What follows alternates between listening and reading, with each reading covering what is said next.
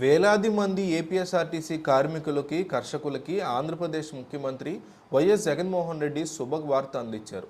సంక్రాంతి పండుగ సందర్భంగా ఏపీ ప్రభుత్వం వాళ్ళకి ఒక శుభవార్తను అందించింది. ఫిబ్రవరి 1వ తేదీ నుంచి అమలయ్యేలా కొత్త వేతనాల్ని వాళ్ళకి చెల్లించబోతోంది. ఏపీఎస్ఆర్టీసీ ఉద్యోగుల డిమాండ్లు పరిష్కరించే దిశగా జగన్మోహన్ రెడ్డి ప్రభుత్వం కీలక నిర్ణయాలు తీసుకుంటోంది. ఇప్పటికే జీతాలతో పాటు అలవెన్స్ను కలిపి చెల్లిస్తోంది.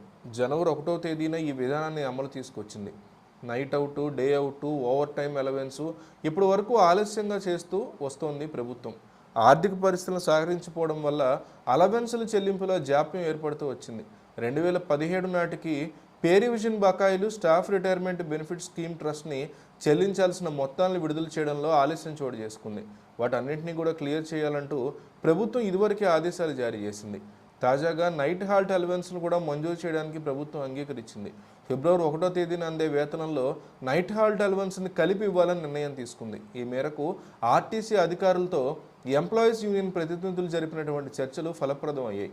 ఫిబ్రవరి 1వ తేదీన వేతన మొత్తంలో కలిపి నైట్ హాల్ట్ అలవెన్స్ను కూడా చెల్లిస్తామని సంస్థ ఎగ్జిక్యూటివ్ డైరెక్టర్ బ్రహ్మానందరెడ్డి హామీ ఇచ్చినట్లు ఎంప్లాయీస్ యూనియన్ అధ్యక్షుడు పలిశెట్టి దామోదర్ తెలిపారు. ఈ మేరకు ఆయన ఒక ప్రకటన విడుదల చేశారు. ప్రభుత్వ నిర్ణయాన్ని ఆర్టీసీ ఉద్యోగులు స్వాగతిస్తున్నారు.